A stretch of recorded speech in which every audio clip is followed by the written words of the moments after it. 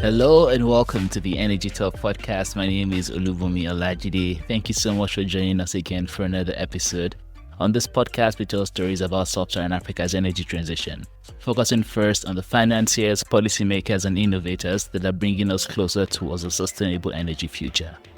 On this episode, we're speaking with a representative from Octavia Carbon. Octavia is pioneering direct air capture on the African continent, and recently they raised their seed round of $5 million to scale their operations.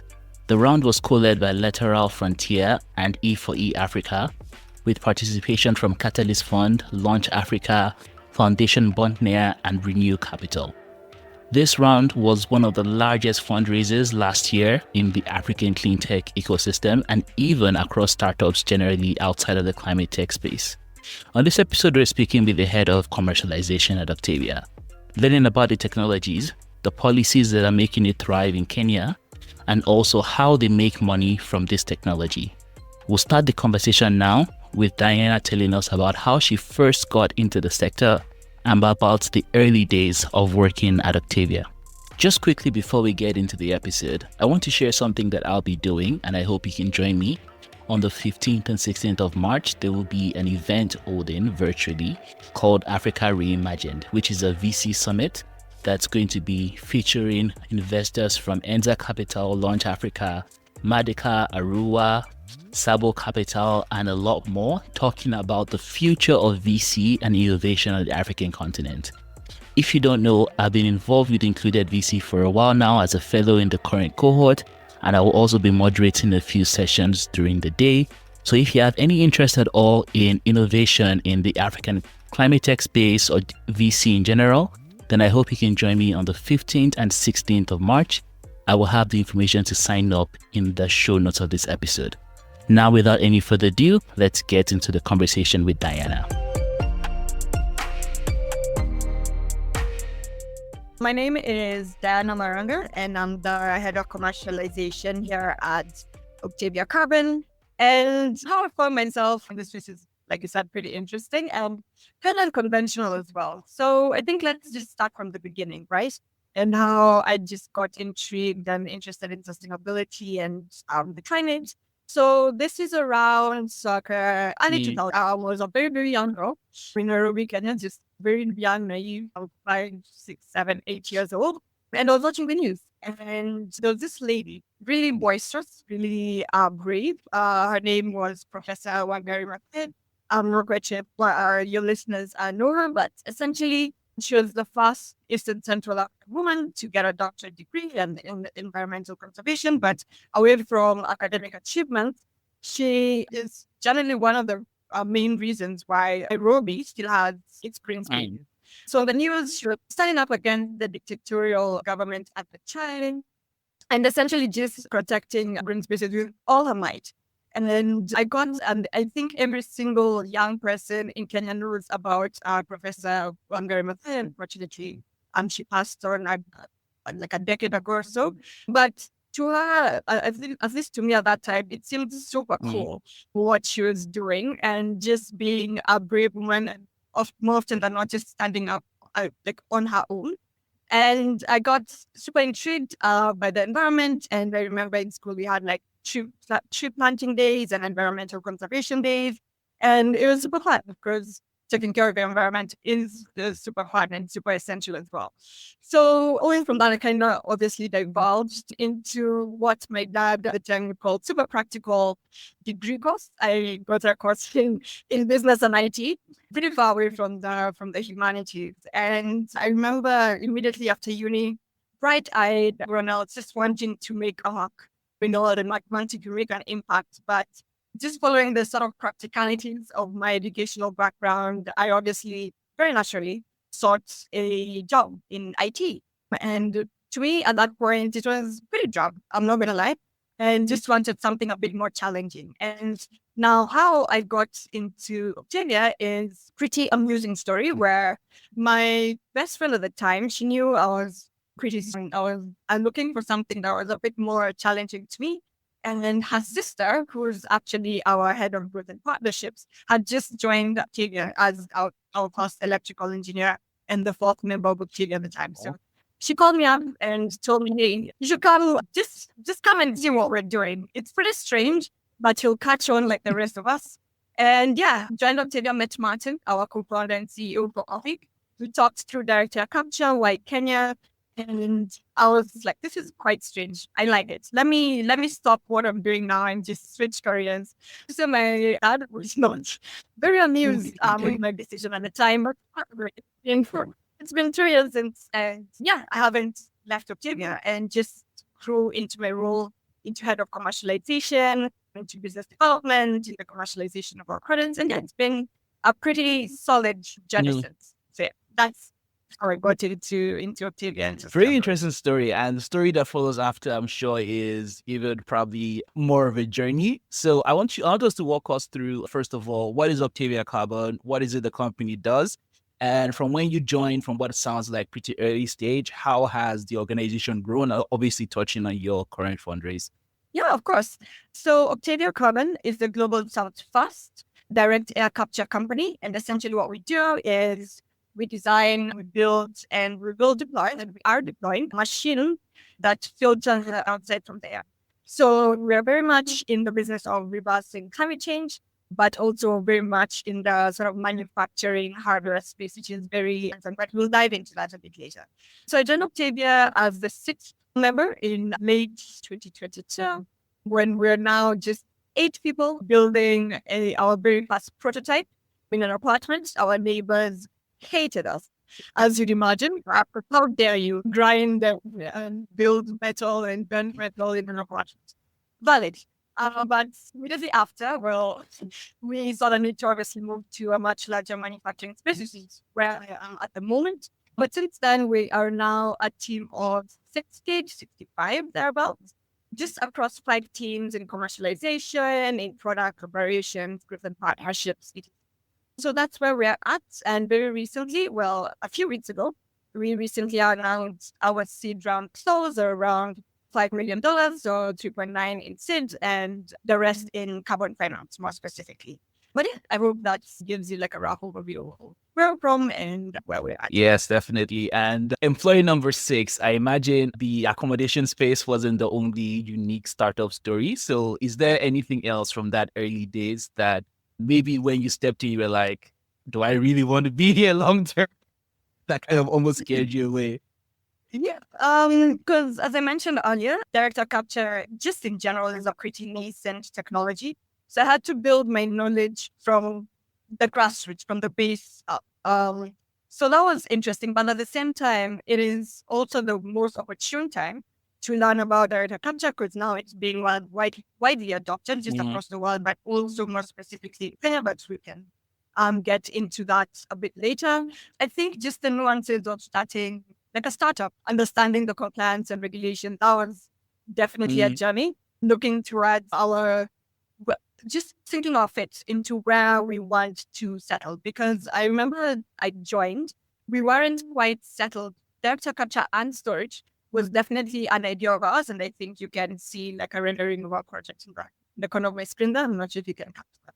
But now we're also exploring at the time utilization, essentially providing our carbon dioxide towards an end product. Now we're exploring various factors. When I joined, and I remember my very first meeting was also with a potential partner that we sort of put that to the side towards the utilization space, but immediately settled toward capture and storage. And in the beginning, very ambitiously, we wanted to do both capture and storage. But soon discovered, that is going to be a huge long shot. And thankfully, our storage partner, Sana Mineral Storage, was also starting off at that time. So really, really solid timing, I would say. But yeah, that's it. So something else that Octavia Carbon is really proud of is the home of the startup, which is Kenya. I saw a report recently that Kenya had raised in 2023 over 800 million in funding for the climate tech sector. The closest second was, I think, Uganda with like 200 and something odd million raised. So Kenya seems to be the hotspot for clean tech in general. But I want you to talk me through and talk the audience through, why is it the best place for direct air capture, or what's made Kenya attractive as a base, and what continues to keep Octavia fixed within that country as it continues to scale its operations? Yeah, of course. So Kenya is, and I believe with strong conviction that it is the best place in the world to deploy and scale direct air capture, just based on three solid factors. One is the right type of energy. Now, direct air capture as is, it's machinery and it's hardware, as I mentioned, but just a little bit at our, I believe, primary school science, at least here in Kenya. So the composition of carbon dioxide in the air is around 0.04%, right? Thereabouts. So that's pretty minuscule. And now you remember, we now have to capture tons of CO2 to really make a difference. Now, climate science tells us that we need to capture and just permanently store 5 billion tons of CO2 annually to really reach our net zero targets. Now, compare that to the 0.04% composition of CO2 in the atmosphere. Now, based on that, you just need an enormous amount of energy to really reach that ton level that we're looking to reach towards our net zero target. So that, and just by that nature, direct air capture is energy intensive. Now, if you were to use sort of fossil fuel energy or energy that is not clean, it's like taking one step forward and 50 steps back, because now you are emitting a lot more than you're planning to capture. So, but Kenya is the best environment for this because our grid is over 90% renewable. And most of that is in geothermal energy and hydro energy. Now, at Octavia more specifically, we've just engineered our machines to utilize geothermal waste heat, which would now otherwise be propelled back into the atmosphere. So that's a solid factor. So one, renewable energy, and in particular, thermal energy. Number two is the right geology. Now, we've captured our CO2, so where do we take it? For that long-term durable or permanent storage, we would typically now inject our CO2 underground into what we call basaltic rock. It's essentially volcanic rock that has several holes or just pores in them. So this basaltic rock is ideal for CO2 storage in the sense that we liquefy our CO2 and we inject it underground. Now we mix with this basaltic rock, and that just forms a chemical reaction, and then it just forms carbonate minerals. So essentially just permanently storing this CO2. And there are very few places in the world that have the right geology for this. And in Kenya, luckily, this right geology is typically co-located with the right renewable energy just around the geothermal plants. So you don't really have to worry too much about CO2 storage and how to transport it to the storage site. So that's also a solid factor. And the third one, and the very last one, is the right talent. Kenya, more specifically, I can just talk about Kenya. Our median age is 19 to 21. So a very young population, and is constantly growing as well. And this is a very young, but also very well-educated population. So willing to get their hands dirty and to work. But there's always that gap. And we have a huge unemployment problem here. So we have the right talent and the right growing talent who's willing to put in the work, but also owing to that a low cost manufacturing base, in the sense that $1 here in Kenya can go a lot further than $1 in, say, Europe or San Francisco. So these three solid factors uniquely position Kenya as the best place for direct air capture, but also position us uniquely to drive the technology down the cost curve. Wow, that is so clearly laid out. I think that's the clearest I've heard the argument for climate tech and specifically for direct air capture in Kenya. And it sounds very interesting because of all the reasons you mentioned, I was expecting to say something along the lines of the policy environment is pretty conducive, but it seems like it's everything else that is just the right fit. I will say the policy environment is very, very young, but it is growing. So the Kenya, as you mentioned, a huge climate hub, especially e-mobility and also carbon dioxide removal, where now DUC falls under. And the Kenyan government, especially our president, His Excellency President Ruto, has been a huge climate champion in Kenya and just across the world. So that sort of supports when governments also, and just recognition for even pretty novel technologies like ours and innovative technologies goes a long way. Now, the policies can take a while. Policies definitely like a long game, but we have our foot in, and that's a factor as well. We're not quite there yet in terms of government subsidies and tasks like the US, which we very much admire in terms of that. And there's a government, but we're getting there, at least in terms of favorable policies and regulation. Okay, that's pretty interesting. And now we're going to move more towards the commercialization side. And I think the best way to look at this is from the terms of product market fit. Since Octavia is obviously venture backed, I know that's probably something that was very important when you were doing your fundraise. And was there a aha moment in the journey towards commercialization that you were like, okay, this is the best business model to actually make the most commercially of this technology that we're building? Or is it still a journey working towards that? I believe our best and like a huge pivotal moment or just a breakthrough that we had was sometime last year when we got our first revenue check. That was huge for us because by then we're still quite young, just trying to find our footing. And then this our very first ride was via the Milky Wire Transformation Fund, which is essentially like an advanced market commitment. For the folks listening, it's essentially allow me to take a few steps back. So our main product at the moment is carbon credit from the capture and storage of our CO2. And from that, we generate the credit, and that's our main revenue stream. That's how we put the lights on. So, but then it was pretty pivotal, I'm not going to lie. And it was one of those advanced market commitments where it's very catalytic towards our technology. So I believe the check was around in the very few hundreds and thousands, but to us as a team, or I think we're 10 or 13 at the moment, we were like, what? We've made, we're in Hollywood now. We're the big dog. But yeah, it was a very fast check, which is incredibly catalytic towards our technology. Because I remember the time we were also now trying to find our footing towards our seed round. Believe it or not, we were starting to fundraise for our seed round around May of last year and just recently concluded this year. So fundraising just in general, in tech, in hardware, and especially in Africa, incredibly difficult. So we also now rely on carbon finance to also just de-risk everything and help us out and just push us forward. So that advanced market commitment is essentially we get the money first before we deliver the credits. So incredibly confusing as you'd imagine, and that's what we call sort of pre-purchases in the sort of carbon market space. So yeah, I think that was definitely like a huge aha moment. On the tech side, our engineers can give you like a laundry list of everything. Very solid achievements, and one of them I remember is just getting our chemical filter, which is now it's the heart of the machine. It's essentially what isolates CO2 from the rest of Earth's elements.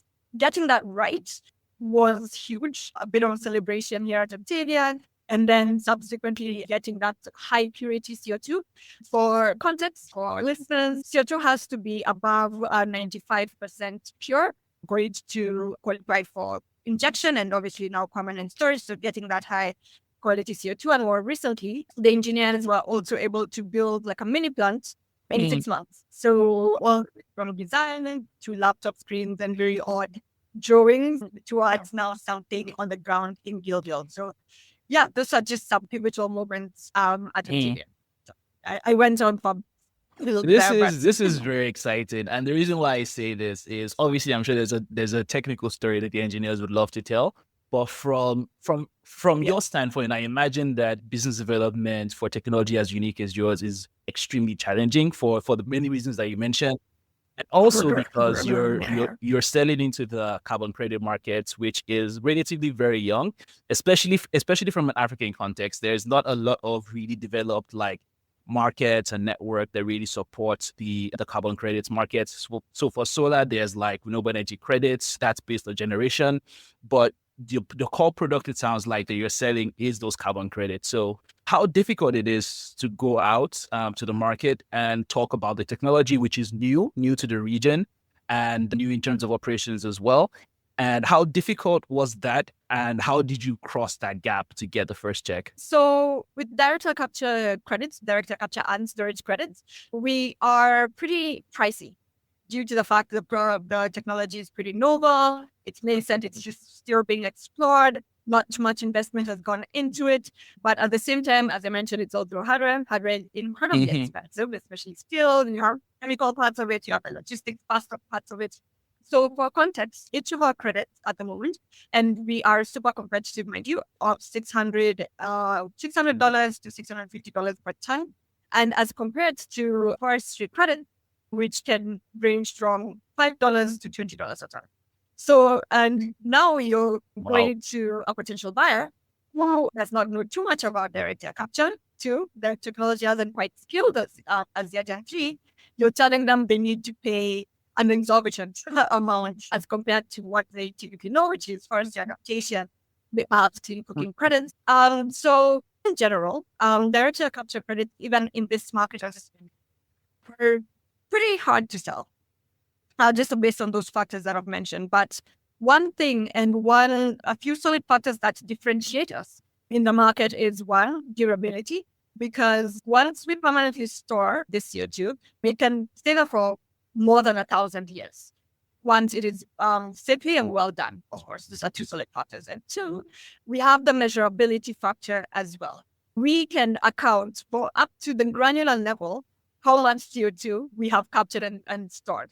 So in the sense of sensors and just data, and then we have now the MRV folks who are essentially like a separate body who come and sort of verify our technology.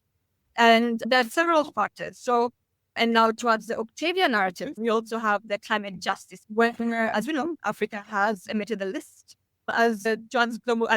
contributed the list towards global emissions, but facing the brunt of it, as some of us may know. So they're refusing to be victims of climate change and actively pursuing innovative solutions away from the norm, which is also very noble, also is a solid factor towards selling our story and our narrative, and also just pioneering this technology in the region, in the global south, also serves as a solid factor towards convincing our investors.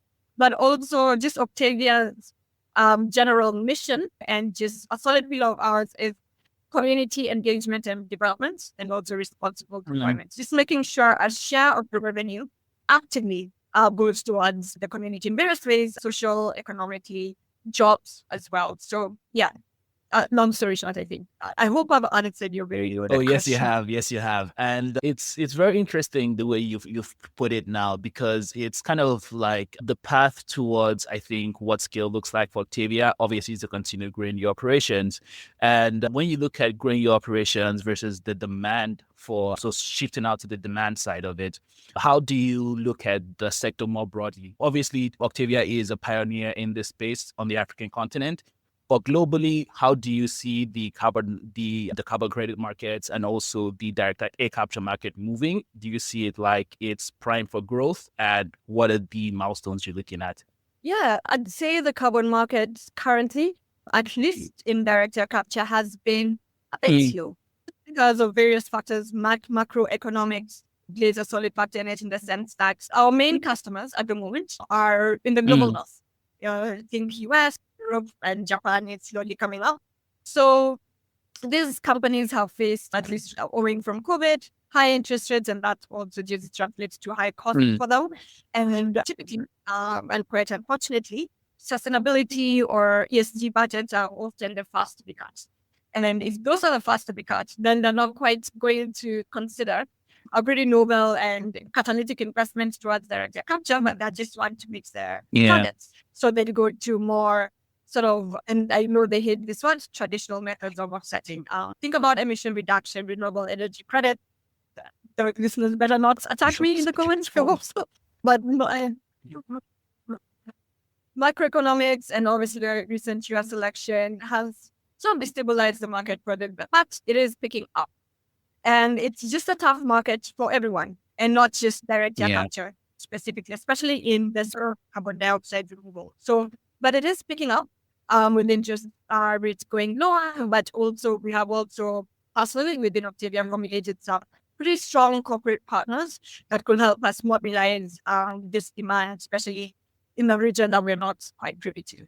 So yeah, it's a pretty tough market to be in at the moment, but yeah, I think 2025 will definitely be a pivotal moment just in general for carbon markets, especially the previous COP, but also just within Octavia as well. This is Olu. Last year, we took a risk self-funding our production, and it's paid off in a very big way. The large reason for that is because we have you, the listeners. So whether this is your first or you've been with us from the very beginning, I want to say a big thank you. And you can keep supporting us. And the largest way you can do that is to take a few seconds to leave us a 5-star review on whatever platform you're listening at. That would really help us go a very, very long way. Now, back to the episode. And just to take like a slight detour here, this is why with technology like this is why I'm so. A lot of times when people think about climate, they either fall into two categories: either they are doom and gloom, or they're just like toxic positivity, I think is the best way I can put it.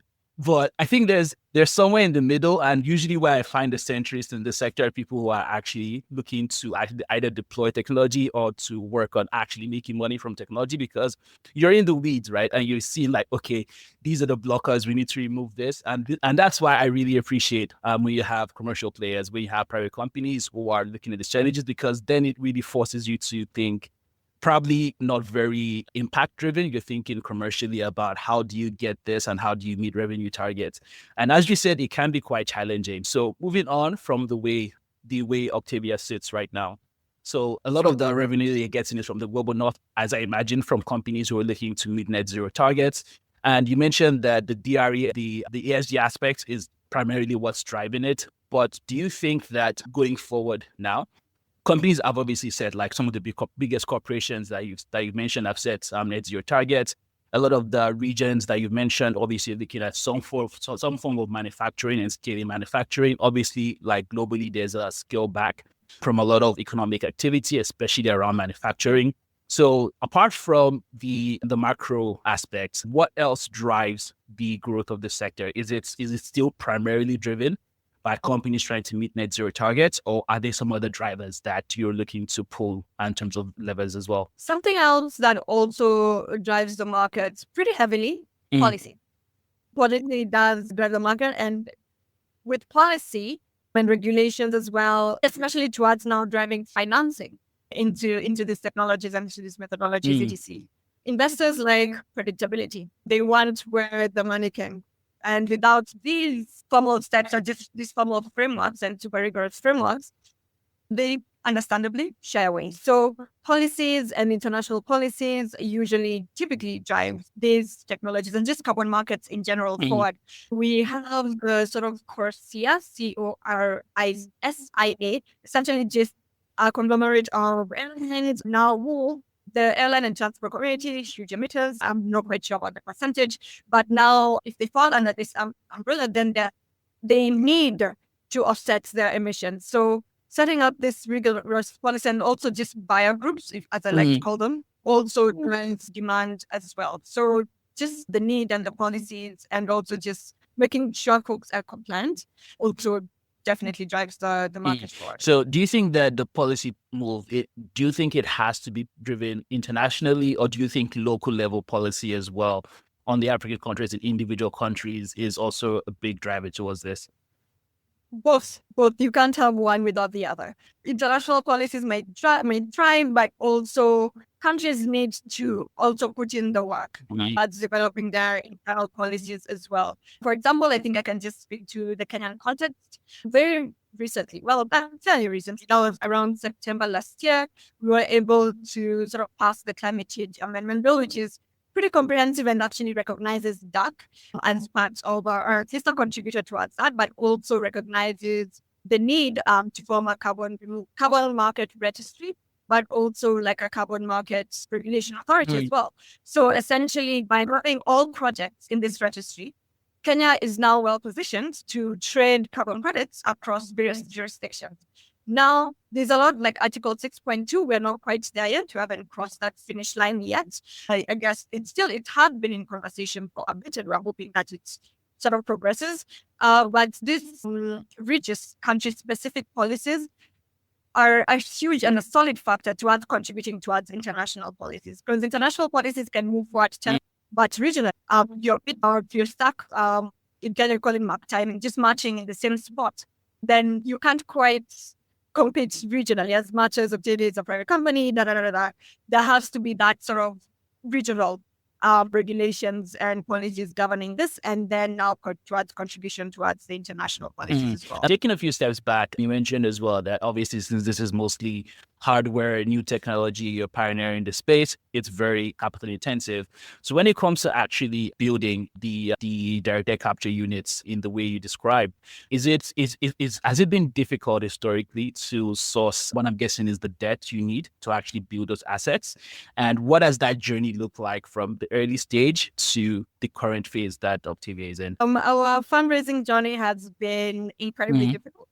It's just building novel technology and hardware, no less, and just fundraising for hardware that is not in mobility, is in research. Yeah, let us set ourselves apart a little bit. I've been seeing some very lovely numbers from the I have mobility as well. space. Congratulations. Yeah, I think so. Let us set ourselves apart a bit there. So it's been incredibly difficult. And just looking towards sort of diversifying our capital stack. So key thing to stress here is that this is infrastructure, right? And infrastructure is ideally just built on project finance. And at this stage, we are very, very early stage. For context, we are around 2.5 years old at the moment.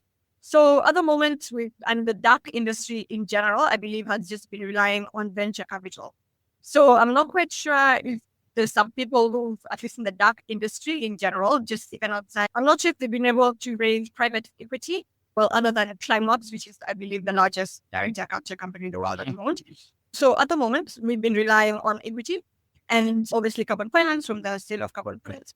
But we are looking to not dilute the company as necessary, which would be ideal, of course, as you're building technology. So we're starting to look into debt. But now as debt, we're also quite young. So we're all constantly now hitting like a brick wall. And for debt, you also have to signal huge demand in terms of revenue and etc. And remember, I mentioned the carbon market is quite hectic at the moment. So it's chicken and egg for the most part and just trying our very best to navigate. So our long-term goal and what we're trying to do at the moment is to de-risk the technology enough, de-risk the market enough, and just to raise enough project finance. So yeah, I think that's what we're trying to do at the moment. Our capital stack, as I mentioned, debt, private equity, and a couple of angel investors is trying to not dilute the company as much as possible, which is ideal. And also now looking into de-risking our financing further, which also includes asking for grants as well. And so yeah, it's the capital stack is large. And we're just trying our very best to navigate it as a very young company. But that definitely is ideal, especially when we're trying to build hardware. Okay. And perhaps the last on this topic is when you're speaking with project financiers in particular, especially the ones who kind of have a mandate to provide some sort of more concessionary loans to projects like these, is it a perceived risk of direct air capture that kind of like turns them off and make them more cautious, or is it overall the fact that it's a first of its kind, it's still proving commercialization? So what really drives the hesitancy for the large project financiers? Yeah, I think the 2 points that you mentioned, one, just the technology itself isn't quite developed yet, but also two, just in the Octavia perspective, we are currently now doing our very first of its kind plant. And you haven't quite sort of demonstrated, at least ideally, the amount of commercial traction that we should, but also technology traction, if you can put it that way. So in the sense that we're just at this stage, and also just trying to sort of we were trying and just under conversations, trying to see if we can sort of leverage our carbon credits as I believe a guarantee or just a security against the debt as well, which is a very new concept. And we're just trying to obviously exploit, quite audacious and just also very favorable interest. Now, favorable interest rates to us is around 8 to 10% of an interest rate in debt. But in the stage that we're at and in the conversations we're having, we're seeing that it could also go as high as 13 to 17%, which is obviously not ideal. So I'm just also trying to navigate that. So a couple of back and forths with folks, but also folks understand where we're at pioneering this technology. So it's definitely one of those very long-term, very judged on conversations, but we have our foot in the door, which is something, and then just pushing it.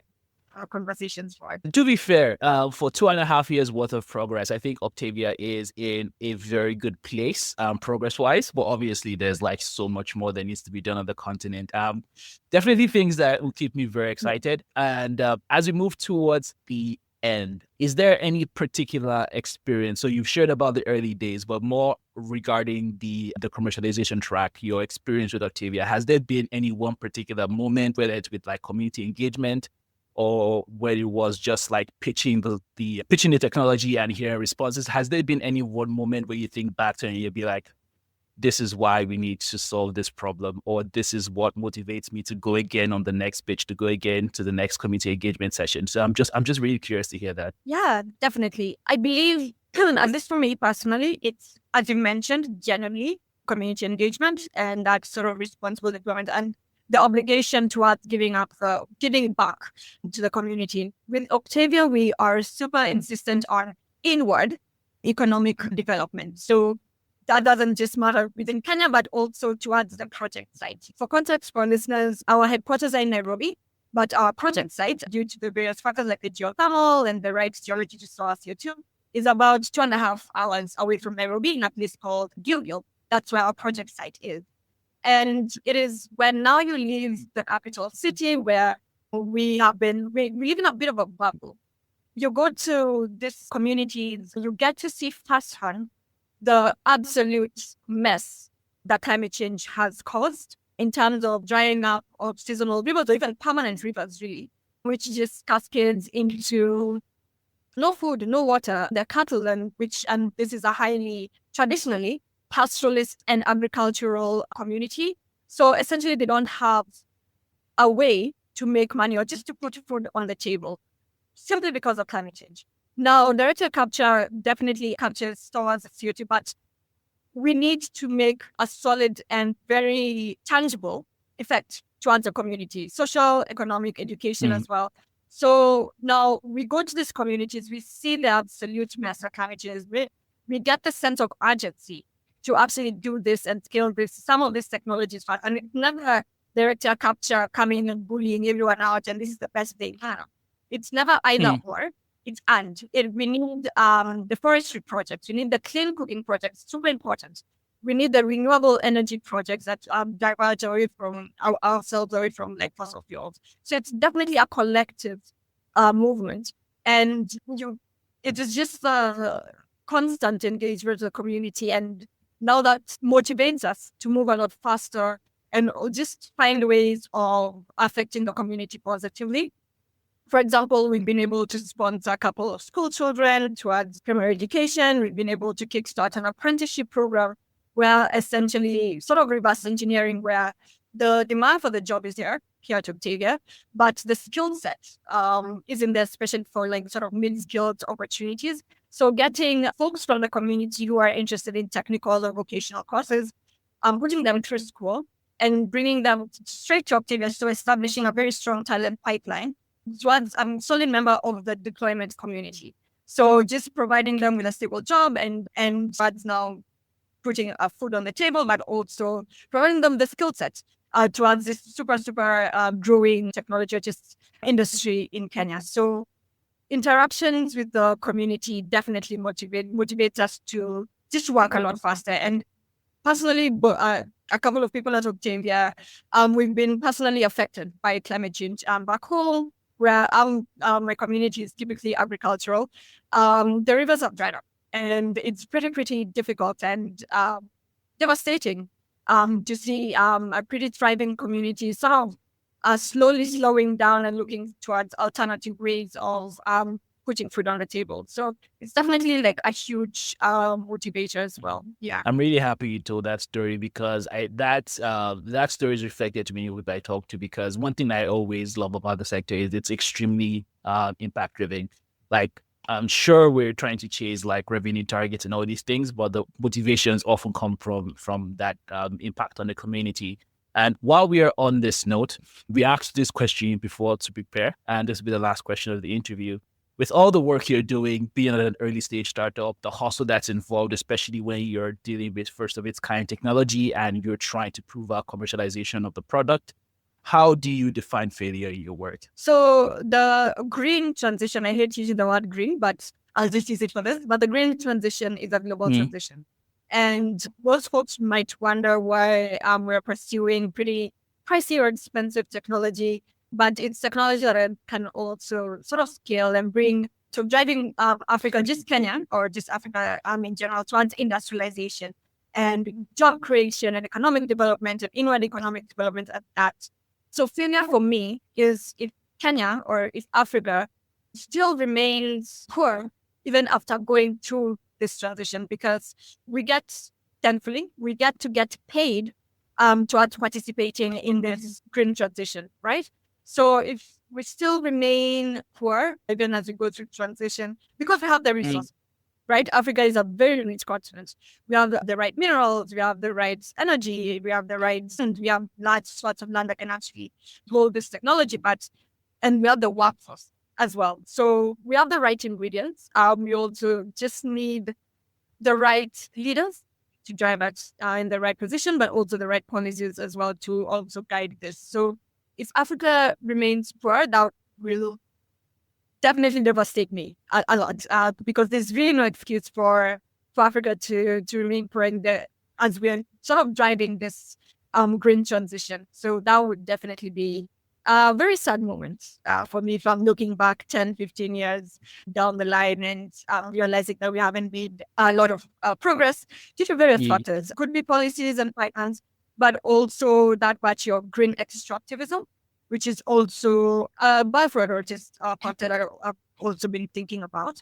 So we just need to sort of, and Octavia is leading the charge on just proving that this technology can be done in Africa by Africans and towards inward African and just Kenyan economic development. So in the case that we still remain stagnant or just marching in the same spot, that would be pretty sad for me at the moment. Yeah.